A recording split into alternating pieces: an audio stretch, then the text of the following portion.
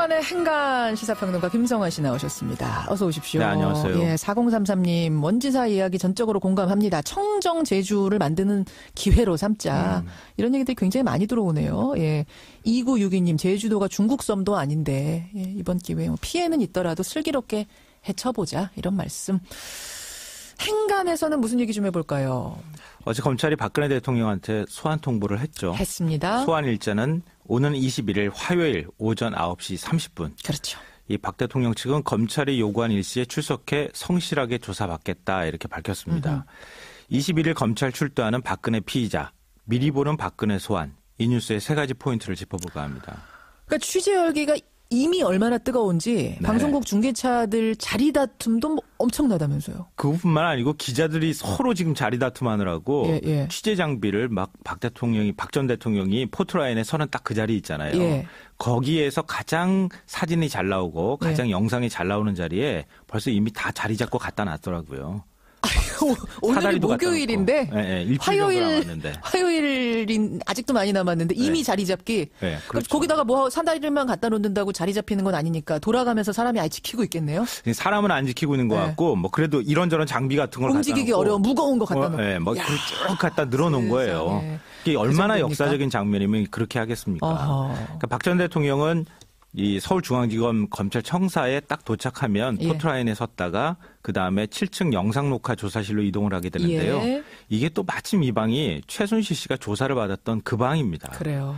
여기에서 조사를 받게 되는데 지금 예측으로는 뭐 시간을 가늠하기는 좀 어렵지만 아마 밤 늦게까지 아니면 그보다 더 늦은 시간까지 조사가 이루어질 것 같다. 왜 그러냐면은 뭐 13가지 항목이 있기도 하지만 네. 전직 대통령 소환이라는 게 이렇게 또 와요 할 수 없는 문제니까. 그렇죠. 한 번 조사할 때 확실하게 조사를 해야 되는 거죠. 그렇죠. 자, 21일 9시 30분 검찰로 출석하는 박근혜 피의자. 이 뉴스의 행간 이면에는 뭐가 숨어 있습니까? 첫 번째 인간은 나와야 나오는 것이다입니다. 나올 때까지는 나오는 게 아니다 한마디로. 네, 맞습니다. 네. 뭐 성실하게 조사 응한다고 얘기하지 않았느냐 이렇게 생각하시는 분들이 있을 것 같은데 이거는 박 대통령 측이 기자들한테 문자 메시지로 보내준 거고요. 이 박 전 대통령 측 손봉규 변호사는 다른 얘기를 했습니다. 불출석 여지를 남겼는데요. 특별한 사정이 없는 한 적극 응해 수사에 협조할 것이다. 저도 이 얘기 들었거든요. 네. 손봉규 변호사가 특별한 사정이 없는 한 적극 응해 수사에 협조할 거다. 저는 적극 응해 수사에 협조할 거다. 이 부분을 들었는데 저는 그 앞이 특별한 사정.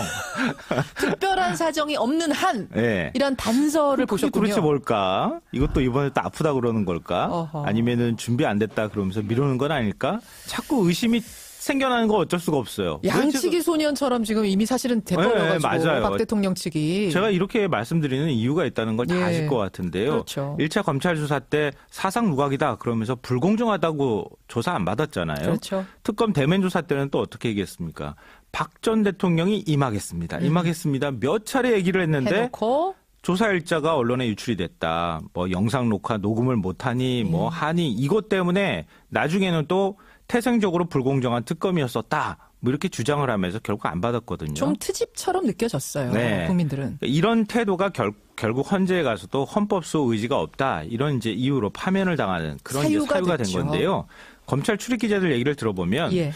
과연 진짜 나올까? 이런 얘기를 한단 말이에요. 그렇죠. 그러니까 끝까지 나와야 나오는 것이다. 나와야 나오는 거. 나올 때까진 나오는 게 아니다. 네. 첫 번째 행간. 두 번째는 뭡니까? 두 번째 인간은 포토라인에 선 박근혜 피의자를 상상해보라입니다. 왜요? 이거 뭐 당연히 나오는 거 아니야 이렇게 생각하실 수 있겠지만 예. 국민들이 지금까지는 박근혜 전 대통령이 이런저런 혐의가 있다. 13가지 혐의가 있다. 이거를 머릿속으로만 생각하는 거예요. 관념적으로? 예. 예. 근데 최순실이 검찰 출두하는 장면 그때 한번 생각해 보시면 알 것 같은데 그전에는 뭐 태블릿 PC를 고쳤다. 연설문을 고쳤다. 국정농단을 했다. 여러 가지 얘기가 굉장히 많았는데 검찰 출두할 때 최순실 얼굴이 딱 보인 거예요.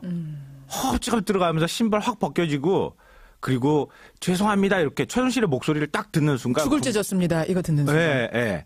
국민들 머릿속에서 상상 속에 그렸던 최순실의 모습이 아니고 진짜 국정농단 사태가 시작됐구나. 그러네요. 이렇게 각인되는 효과가 나타나거든요. 실체로서의 최순실을 우리가 그때 처음 봤거든요. 그렇죠. 실물을 처음 봤거든요. 네. 아, 피의자 최순실 진짜 국정농단 있었구나. 뭐 이런 느낌이 가슴으로 확 와닿는 그 순간. 그러니까 100번 듣는 것보다 한 번 보는 게 낫다. 이런 말이 있는 건데요. 박 전 대통령이 출두하는 검찰 출두하는 그림 한 장, 그 영상 하나 이게 대통령이 이제 피의자가 됐구나. 구속될지도 모르겠다. 포승줄로 묶여가지고 혹시 감옥으로 갈지도 모르겠구나 하는 생각이 확 들 거라는 거죠. 그러네요. 예, 그러네요. 검찰 출두 21일 9시 30분. 세 번째 행간 뭡니까?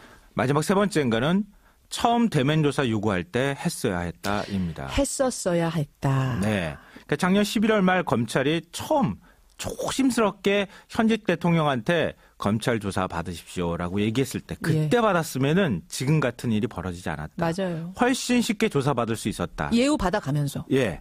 그다음에 특검이 대면 조사 요구했을 때 청와대 안에서 아주 편안하게 조사받을 수도 있었습니다. 맞아요. 근데 녹음을 못 한다 그래서 결국 안 됐잖아요. 지금 조사 받는다? 그러면 아마 훨씬 더 힘든 조사. 지금은 누가 뭐래도 자연인입니다. 자연인. 예. 그러니까 특검이 이재용 부회장 구속영장 기각된 다음에 엄청나게 이를 갈고 다시 영장 청구했을 때처럼 훨씬 더 힘든 조사를 받게 될 것이다입니다. 오늘 김성환의 행간 수고하셨습니다. 네, 고맙습니다.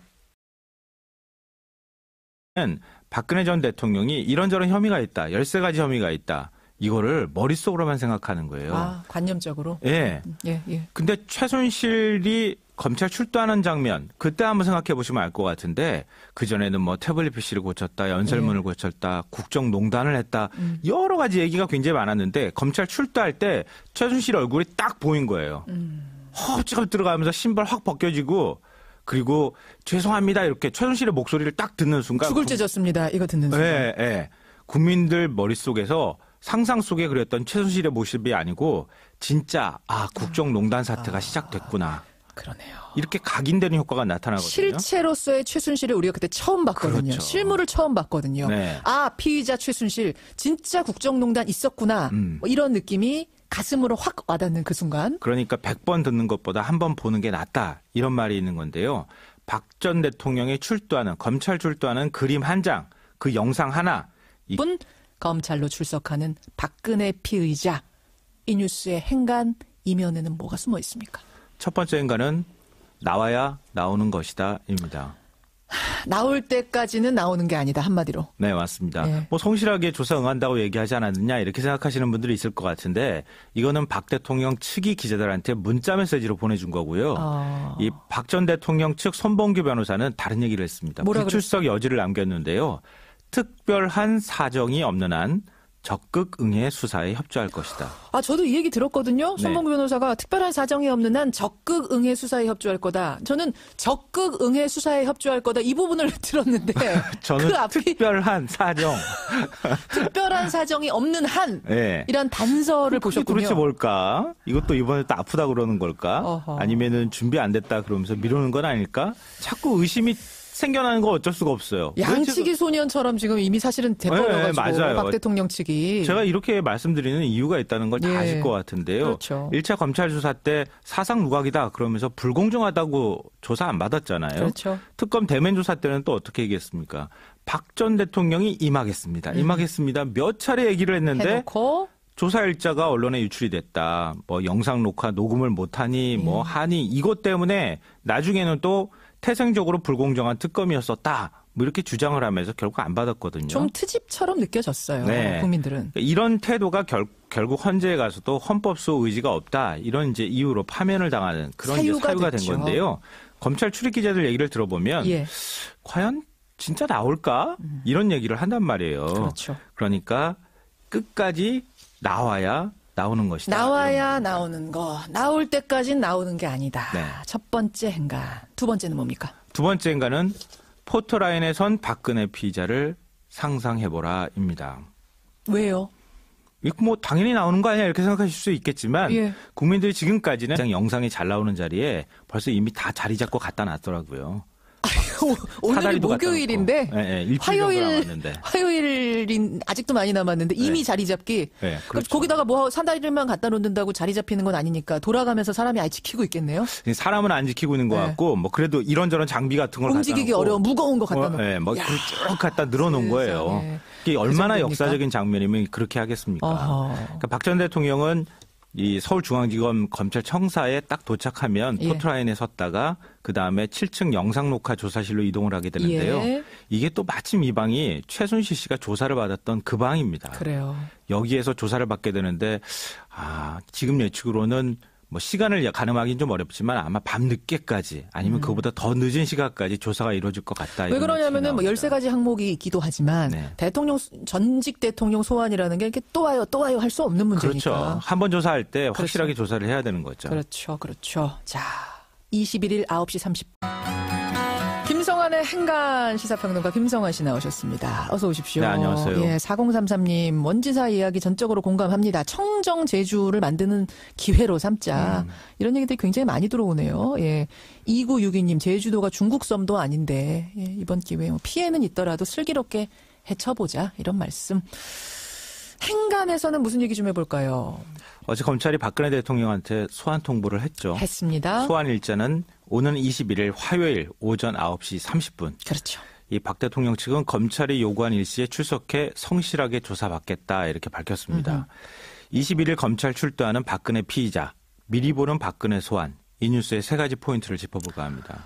그러니까 취재 열기가 이미 얼마나 뜨거운지 네. 방송국 중계차들 자리 다툼도 뭐 엄청나다면서요. 그뿐만 아니고 기자들이 서로 지금 자리 다툼하느라고 예. 취재 장비를 막 박 전 대통령이 포토라인에 서는 딱 그 자리 있잖아요. 예. 거기에서 가장 사진이 잘 나오고